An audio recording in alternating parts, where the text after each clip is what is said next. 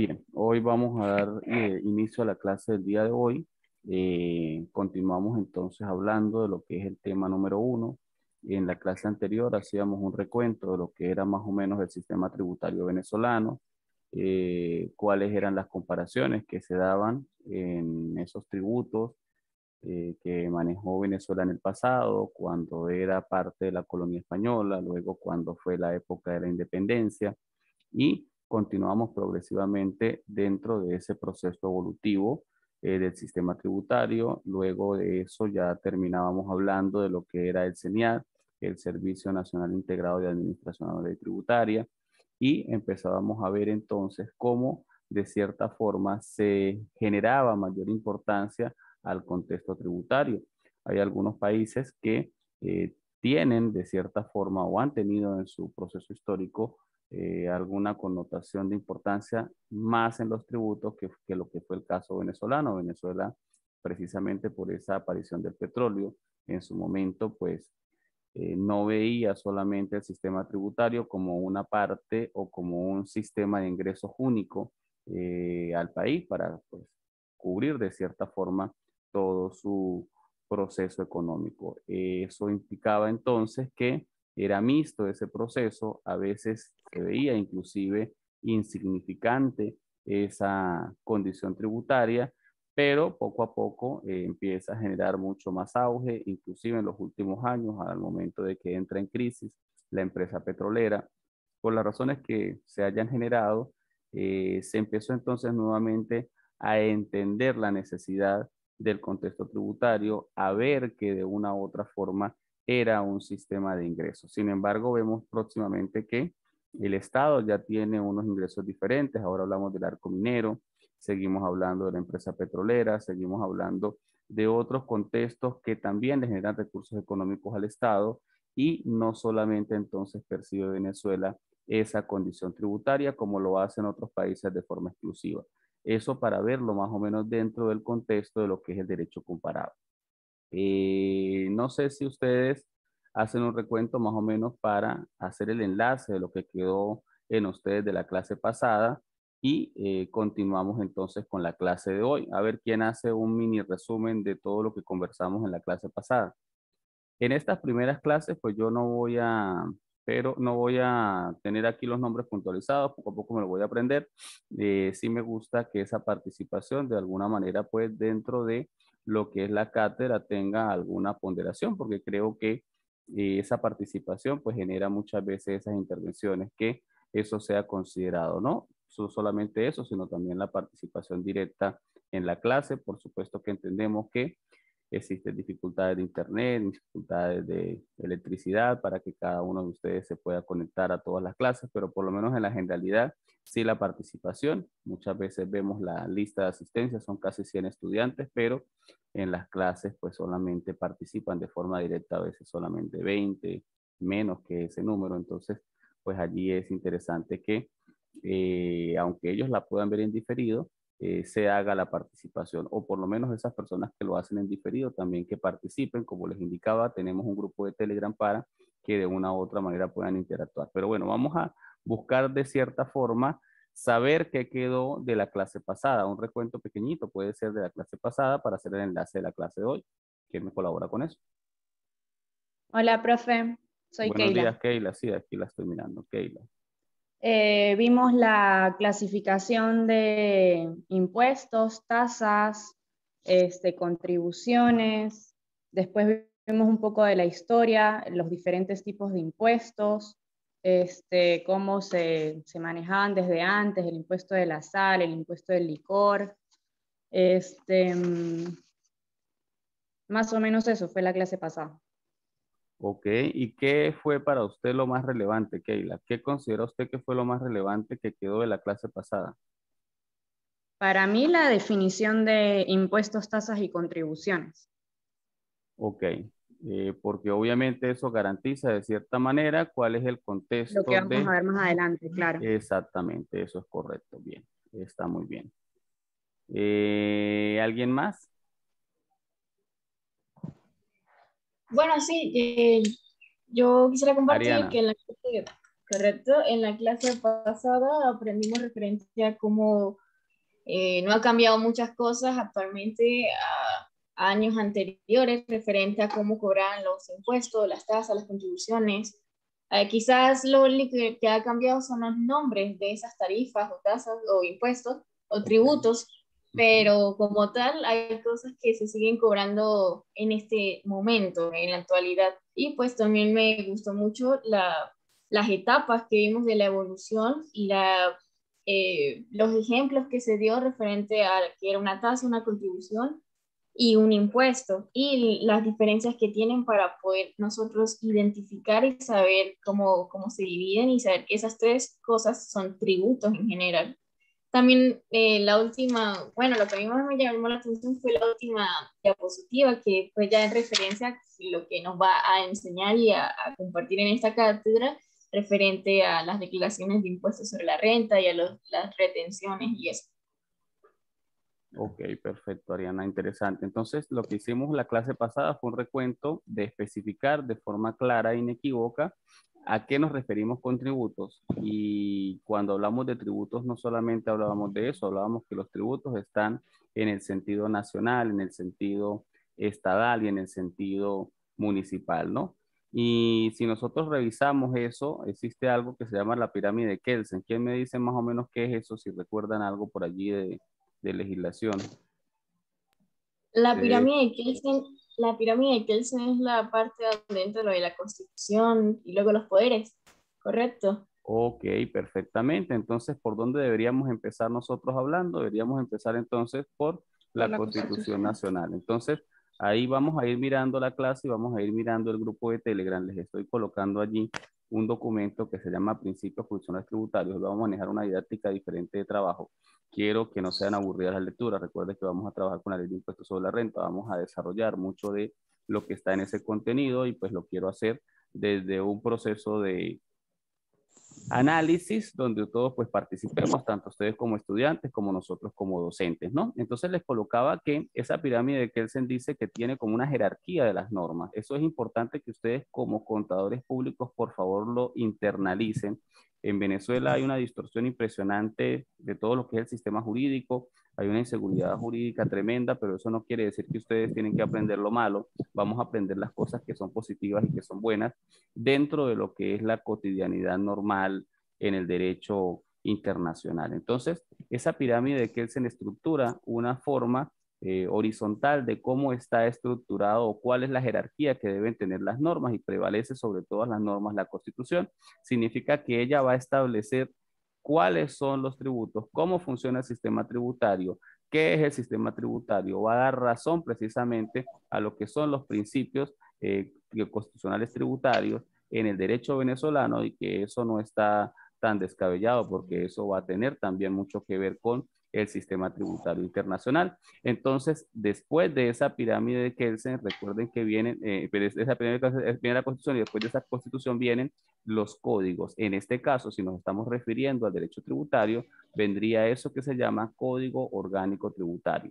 La palabra siempre de orgánico tiene que ver con que tiene una revisión previa constitucional conforme a la normativa vigente. Yo no quisiera entrar en detalles de dónde vienen esos códigos, si son bien hechos o no son bien hechos. Sin embargo, como abogado tengo que decirles que, bueno, tenemos algunas dificultades con la normativa que se ha generado en los últimos años. Esa normativa en algunos casos se hizo a través de un proceso que se llama ley habilitante, que está establecido claramente en la Constitución. Muchas veces esto se dice que no había habilitante para ese momento, que sí había habilitante, pero sin embargo bajo esa figura se han creado o se han modificado algunas normas tributarias. Dentro de esas normas tributarias tenemos la ley de impuestos sobre la renta, que también se las acabo de enviar al inicio de la clase, ¿sí? Para que ahora vayamos consultando, tenemos esa reforma del año 2015 sobre lo que es la base de la ley de impuestos sobre la renta actual. Vamos a hablar de algunas diferencias que pueden generarse en esas modificaciones que se han dado de la ley. Y adicionalmente tenemos unas reformas importantes que lo van a ver en Tributación 2 que se hacen en el año 2020 y dentro de todas esas reformas hay algo que tenemos que introducirnos acá porque tenemos que ver la base real de trabajo y es ese Código Orgánico Tributario que está entonces por debajo de esa Constitución. Ese Código Orgánico Tributario tiene una característica interesante que se hace bajo la premisa de un proceso constituyente. Ahí tengo pues muchas dificultades para poder decir que eso tiene validez, sin embargo, es aplicable, hay coercibilidad porque quien no lo cumpla sencillamente te cierran, te hacen cualquier procedimiento, pudiéramos hablar de que es violatorio en algunas condiciones tributarias, inclusive establece un tema sancionatorio en divisas y no en moneda nacional, no en función de la unidad tributaria como unidad de medida especialísima para el contexto tributario, como lo habíamos visto en esa lámina de la clase anterior, pero bueno, es lo que hay, es lo que tenemos, repito, no quiero entrar en polémicas de carácter político, pero pues obviamente hay que siempre ser acorde con la verdad. De una u otra forma, creo que esa normativa pues debió haber venido del órgano legislativo correspondiente, que es la Asamblea Nacional, quien le corresponde legislar en todos los contextos. Después de ese contenido de los códigos vienen las leyes. En este caso tenemos distintas leyes. La que vamos a trabajar para tributación 1 es la de impuestos sobre la renta. ¿Ok? Entonces esa ley de impuestos sobre la renta va a generar esa base real de trabajo de este año académico, donde la base imponible, los hechos imponibles, las alícuotas que vamos a trabajar, los tipos de tarifas, las exenciones, exoneraciones, son parte de lo que va a ser el contenido de cada uno de los temas de la cátedra y que iremos desarrollando de una forma interesante y buscamos la forma de que sea amigable. Tenemos allí adicionalmente de las leyes lo que son los reglamentos. ¿Qué es un reglamento? Es cómo se aplica una ley. La ley me dice qué se debe hacer, tiene que estar tipificado para que tenga cumplimiento y además esa ley tiene que estar publicada en Gaceta Oficial, pero adicionalmente de eso se necesita siempre como un manual de trabajo de cómo se va a aplicar esa ley. Ese manual de trabajo es ese reglamento de la ley de impuestos sobre la renta. Si nos ponemos a ver, muchas veces estamos viendo que se modifican las leyes, se hacen reformas en la ley de impuestos sobre la renta, en la ley de IVA, en la ley de aduanas, pero nos ponemos a revisar y no se hacen reformas en los reglamentos. Entonces tenemos reglamentos de la ley de impuestos sobre la renta, de la ley de IVA, que son anteriores a la creación o promulgación de la ley. En este caso, generamos allí unas dificultades. Yo no sé si ustedes saben que desde el proceso de la legislación, el órgano que le compete precisamente crear las normas es la Asamblea Nacional y el órgano que le compete crear esos reglamentos de aplicaciones es el Ejecutivo.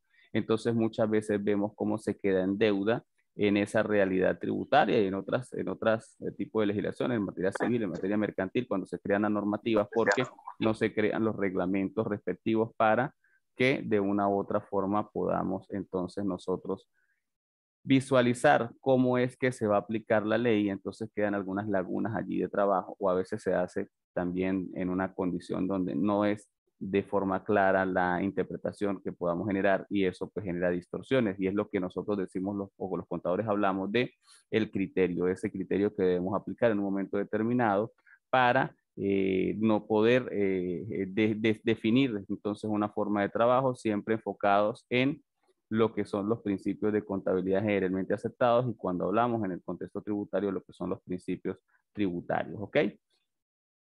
¿Qué vamos entonces a tener inicialmente? Vamos a tener la lectura de lo que es ese artículo 316. ¿Quién me colabora con la lectura de ese artículo que está en el grupo de Telegram? Alguien que sea diferente a Keila y diferente a Ariana que participó. Buenos días. Buenos días, Kelly. El sistema tributario procurará la justa distribución de las cargas públicas según la capacidad económica del o la contribuyente, atendiendo al principio de progresividad, así como la protección de la economía nacional y la elevación del nivel de vida de la población, y se sustentará para ello en un sistema eficiente para la recaudación de los tributos. ¿Qué tenemos entonces ahí, Kelly? Tenemos entonces, primero un principio, ¿sí? Si es posible que vayan abriendo el material que les di, ¿sí? Allí tenemos una información, es creada por una firma de contadores bastante reconocida aquí en Venezuela. Habla de los tributos en cápsulas, un material preparado para el año 2018, pero completamente válido en la actualidad, y habla precisamente de lo que es la Constitución de la República Bolivariana de Venezuela, el marco estructural y el marco tributario, ¿sí?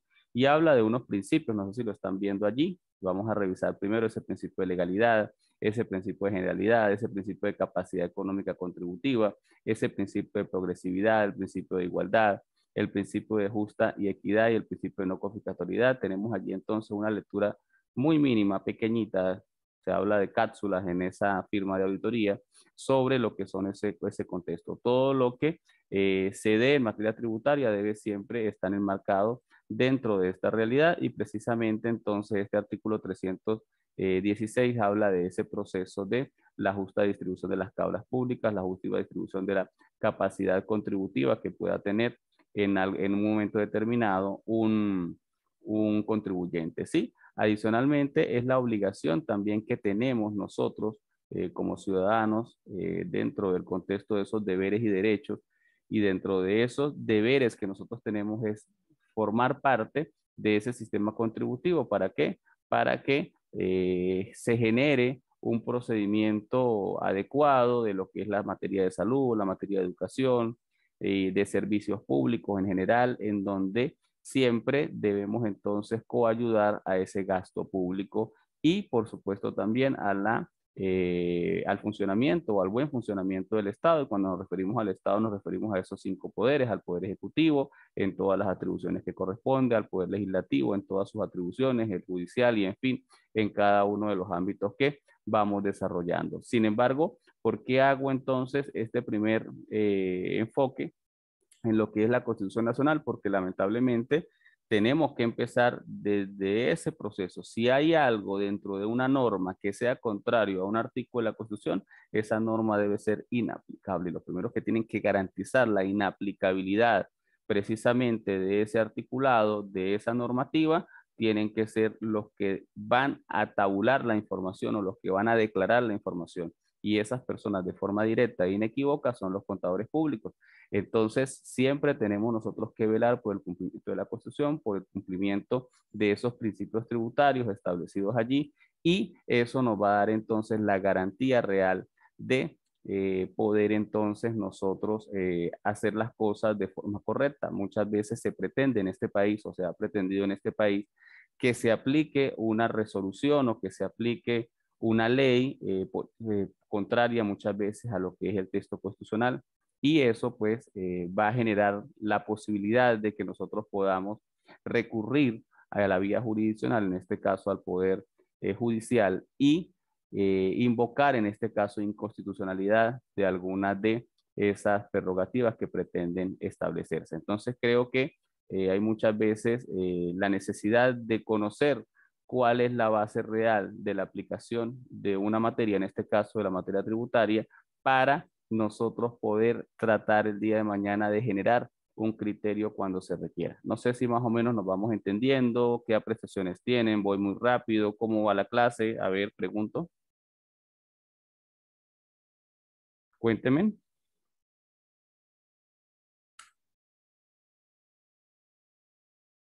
¿Cómo vamos?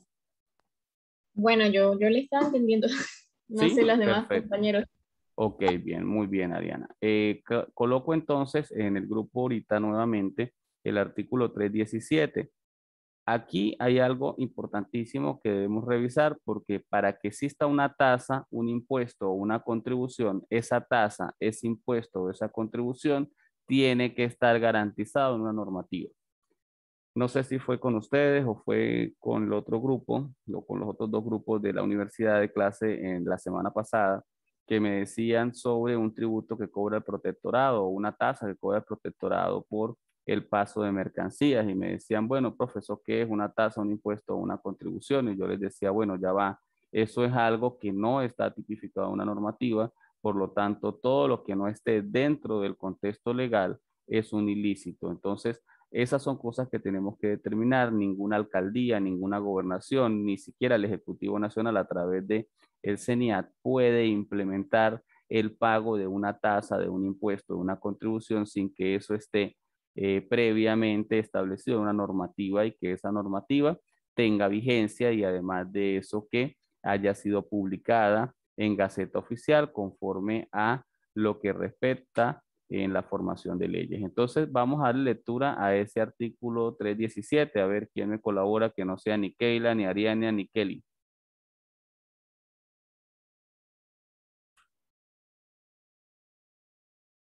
Tengo 23 personas en el grupo.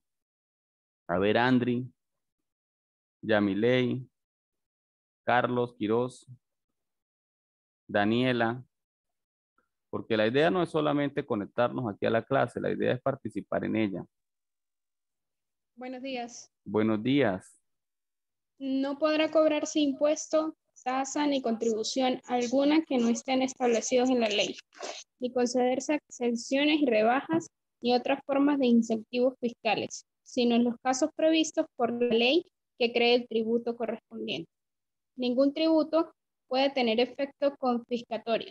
Ok, No vamos a pararlo allí para ir razonando cosita por cosita, ¿sí? Entonces, lo primero que me dice Armilei en este momento es que primero lo que estábamos conversando, no se puede cobrar un tributo que no está, estoy tomando nota del nombre, Armilei, esos nombres de ustedes son complicados de pronunciar.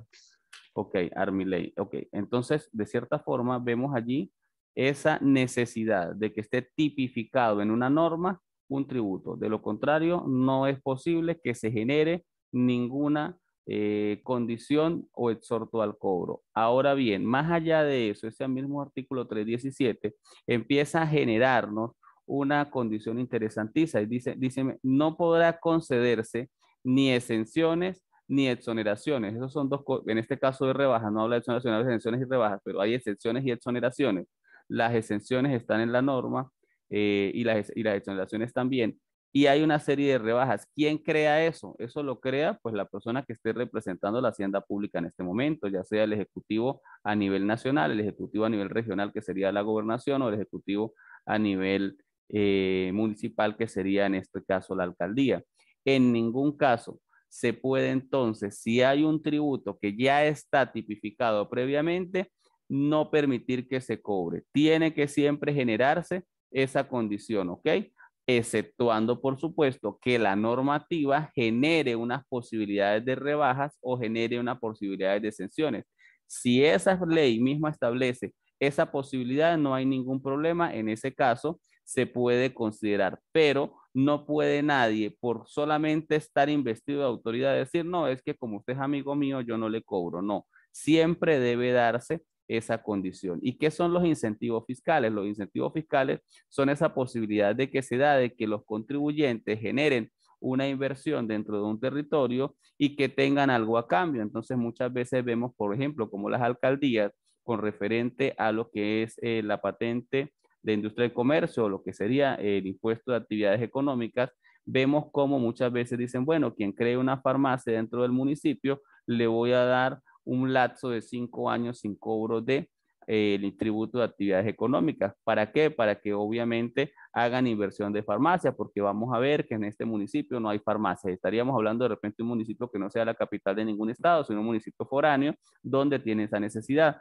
O posiblemente entonces en esa ordenanza municipal se establece, mire, quien cree una clínica tiene tantas posibilidades, o quien cree una empresa, en este caso de servicio de telecomunicaciones o internet, tenga también esa condición. Esas son cosas que siempre van a estar necesariamente que estar ya tipificadas en la misma normativa que crea el tributo, porque de lo contrario no puede nadie, sencillamente porque es la autoridad, decir que eso no se va a pagar, ¿ok? Y además dice, ninguno de los casos previstos por la ley que se decrete el tributo correspondiente, ningún tributo puede tener efecto confiscatorio. Bien, ¿quién continúa con la lectura ahora sí? Estaba leyendo Ariane Ley.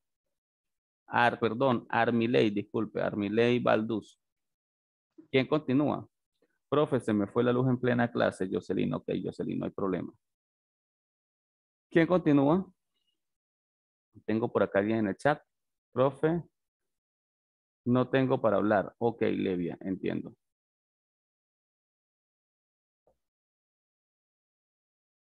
A ver, ¿quién continúa con la lectura del artículo 317? Vamos a hacerlo más Buenos rápido días. para que... Ok, buen día, Stephanie. ¿Cómo me le va? Bien. No quiero hacer de las clases un monólogo, eso de verdad, esta es la segunda clase, quiero interacción en todas mis clases, quiero que de una u otra forma participemos, porque si no, pues no tiene sentido, ¿ok? Y quiero que analicemos, no solamente de mi parte, quiero ver qué es lo que ustedes entienden al hacer la lectura de una normativa.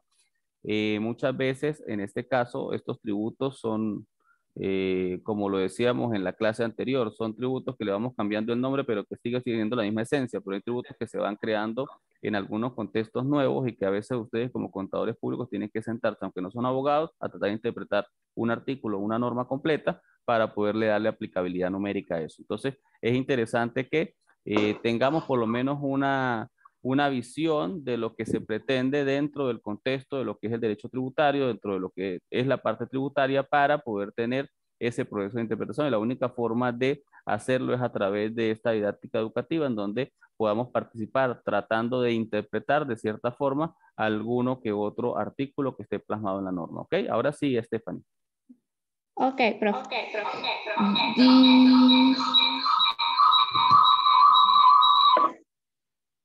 ¿Ahora sí? Sí, seguro. Sí. Sí, sí, sí, te escucho perfecto, Stephanie.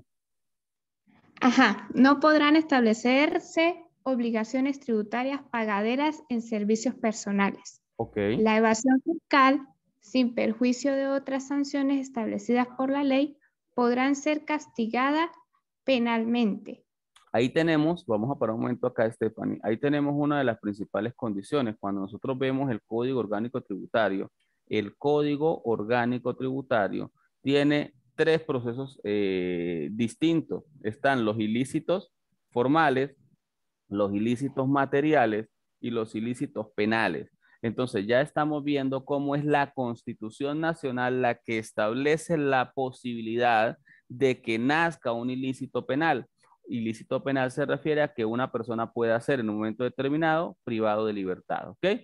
Entonces, eso es la realidad del derecho tributario venezolano. Pudiera darse en el derecho comparado tributario que en otro país no existan ilícitos penales, existan solamente ilícitos formales y ilícitos materiales.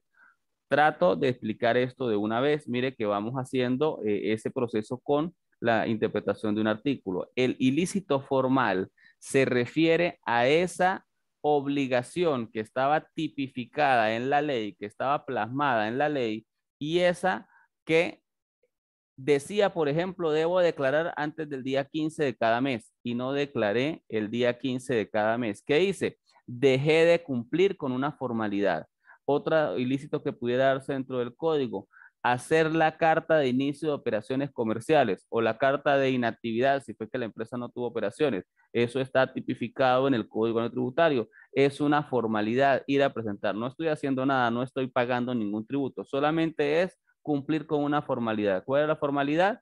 Hacer el procedimiento. Si nos vamos entonces al impuesto sobre la renta, hacer la declaración de impuestos sobre la renta antes del 31 de marzo, si es un ejercicio regular. Si es un ejercicio irregular, pues tenemos 3 meses luego del cierre para hacer el procedimiento de declaración. Si yo no lo hago dentro de ese proceso, ingreso entonces a ese ilícito formal, a el incumplimiento de esa obligación que estaba tipificada en la norma y que no se hizo. ¿Qué es un ilícito material?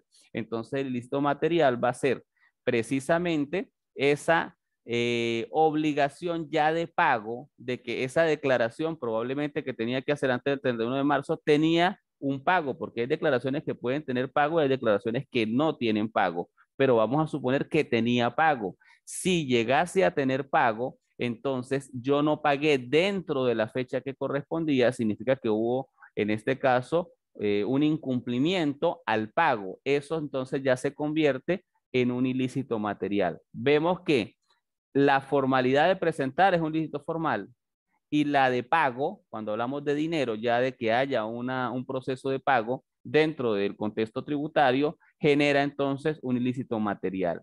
Y si ese ilícito material persiste en el tiempo, o sea, estoy defraudando la administración tributaria, me estoy quedando con unos recursos económicos que no eran mías, que eran del Estado a través de la vía tributaria, entonces nace la posibilidad del ilícito penal. Significa que hay la posibilidad entonces de que sea o se dé una privativa de libertad a ese contribuyente. ¿Por qué? Por no haber pagado un tributo. No va a haber nunca ilícitos penales relacionados a la formalidad, pero sí va a haber ilícitos penales relacionados con la materialidad, con el hecho del no pago de ese tributo en un momento determinado. No sé si eso queda claro o no, pregunto. Sí, Hola. queda claro. Profe, una Dígame. pregunta. Dime, ¿Qué es Keila. efecto confiscatorio? El efecto confiscatorio es la posibilidad que tiene la administración tributaria de confiscarme los bienes, de quitarme los bienes que yo tengo en un momento determinado para considerarlos parte del pago o para obligarme a que yo entonces haga liquidación de algunos activos y conduzca a cancelar el tributo omitido o la sanción omitido, porque en materia tributaria podemos tener un pago derivado de una tasa, de un impuesto, de una contribución, o podemos tener un pago derivado de una sanción. Dejé de pagar, entonces al momento de que se deje de pagar, nace una multa y al momento de que nace la multa, entonces nace una obligación, la del pago del impuesto normal más el pago de la multa y además de eso el pago de unos intereses, que es un tercer pago. Entonces pudiera generarse que tenemos esa condición y ese contribuyente tiene carro, tiene casa, tiene locales comerciales, entonces también se puede dar esa posibilidad de que el Estado genere ese proceso confiscatorio de esos bienes, de ese dinero que está en cuentas. ¿Para qué? Para tratar de obligar, en este caso, al contribuyente a que dé cumplimiento al pago general de la obligación. Dígame, Keila. Listo, ya entendí. Perfecto, Keila, no hay ningún problema. Ok, dígame. Porque es que me confundí esta parte. ¿Sí se puede hacer el efecto confiscatorio o no? Porque en el Esta, artículo 300, señor.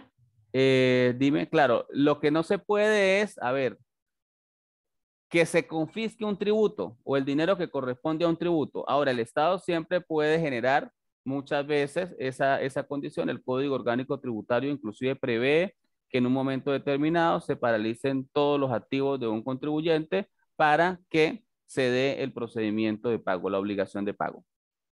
Ah, ok. Listo. Bien, ahora Gracias. hablamos de evasión fiscal. Hay dos términos que por favor debemos tener en cuenta. Uno es la evasión fiscal y otro es la elusión fiscal, ¿sí? Yo quisiera entonces que están también metidos en Google, ustedes pueden meterse y buscar todos los términos que correspondan, pero hay una pequeña diferencia entre el uno y el otro. La evasión tiene que ver con la intención que entiende el contribuyente de qué, de no cancelar, buscar la forma de no pagar. ¿Cómo busco esa forma? De mil maneras. Trato de no reflejar todos mis ingresos, trato de colocar más gastos que ingresos, si es que estamos hablando de impuestos sobre la renta, para que no se dé utilidad o se disminuya esa utilidad o se dé una pérdida en un periodo determinado y eso estaría asociado en eso. Esa posibilidad también de que se genere un proceso de evasión fiscal genera precisamente esa condición de la posibilidad de abrir un ilícito penal, una posibilidad entonces de que se dé ese proceso de privación de libertad, ¿ok? Y la elusión tiene que ver con algún momento en el cual exista un vacío legal dentro de la normativa y entonces bajo ese precepto de ese vacío legal tenga la posibilidad del contribuyente de maniobrar a su favor de cierta manera lo que corresponde al sistema tributario. Eso muchas veces entonces se hace justificándolo a través de la misma administración tributaria, a través de algo que nosotros llamamos las consultas jurídico-tributarias, que es parte de lo que ustedes van a ver en tributación 2, en ese pedacito donde se revisará el código orgánico tributario y las diferentes vías que se tienen para que ustedes puedan entonces recurrir ante la administración tributaria. Ante la administración tributaria entonces se puede recurrir bajo la vía administrativa o se puede también recurrir bajo la vía jurisdiccional. La vía jurisdiccional es cuando la vía administrativa, que es el mismo CENIAT, no responde o considera al contribuyente que está vulnerando sus derechos o considera al contribuyente que esa respuesta no es adecuada a lo que está plasmado en la legislación que corresponde para el tributo y entonces se va a el Tribunal Contencioso Tributario, que es representado por un poder diferente al Poder Ejecutivo, de donde depende la Administración Tributaria, y es allí entonces donde puede interponer esa vía de solución de conflicto en función de esa posibilidad de pago o no de un tributo. Bueno, todavía tenemos 3 minutos de esta primera parte de la clase. Vamos entonces con la continuidad de ese artículo. Estábamos entonces hasta podrá Profe, ser castigada penalmente. Carlos, dígame. no entendí muy bien lo de la elusión fiscal, es que no se escuchó muy bien. Uy, hay ¿Será que problemas de puede audio. explicarlo otra vez? Hay problemas de audio. Cuando estaba empezando a explicar lo que era la elusión fiscal, Ok. me perdí ahí porque no escuché muy bien. Tranquilo, eso tiene que ver entonces con los vacíos legales que se den en la normativa. Entonces, si hay vacíos legales que de una u otra manera no generan claridad entre la aplicación de un tributo, eso puede generar la posibilidad de que disminuya el pago, ¿sí? Pero desde una vía lícita. ¿Por qué? Porque no fue culpa del contribuyente, sino que el legislador, cuando creó la normativa, no había claridad sobre cómo se hacía el procedimiento. Eso puede darse en algunos aspectos, en algunos momentos. Entonces, el contribuyente puede, a través de la misma vía administrativa, considerar, llamémoslo así, como un criterio, ¿sí? En función de lo que él entiende que está plasmado en la normativa, y lo puede inclusive llevar a la misma administración tributaria a través de una consulta jurídico-tributaria para que la administración tributaria le responda. La administración tributaria siempre va a responder o no, dependiendo de su conveniencia. Sin embargo, esa respuesta que se dé por esa vía de consulta jurídico-tributaria no tiene, ¿cómo le dijera yo? O no es una respuesta aplicable a todos los contribuyentes, es una respuesta únicamente aplicable al contribuyente que hace la consulta. Hemos visto como en muchas ocasiones, sobre una misma formulación, sobre el mismo escrito, sin cambiarle una letra, se ha presentado a la administración tributaria con diferentes nombres o diferentes contribuyentes que hacen la consulta, y la administración ha respondido en condiciones de controversia. A unos les da la razón, a otros no, y entonces pues cada quien aplicará lo que corresponde dependiendo de la respuesta, si es que le responde la administración tributaria. Pero entonces ahí es como la posibilidad que tiene el contribuyente, cuando hay un vacío en la ley, de poder utilizarlo para su beneficio, Carlos. ¿Aló? Listo, está bien. Sí, Gracias, perfecto. profesor. Bien, ¿quién Sí. continúa con la lectura del artículo?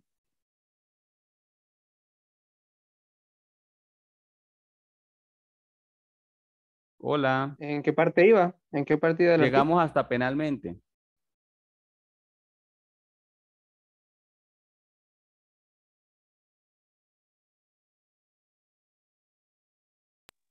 Ok, ya.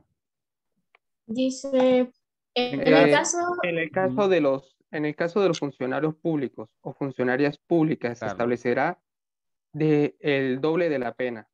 Ok. Toda ley tributaria fijará su lapso de entrada en vigencia.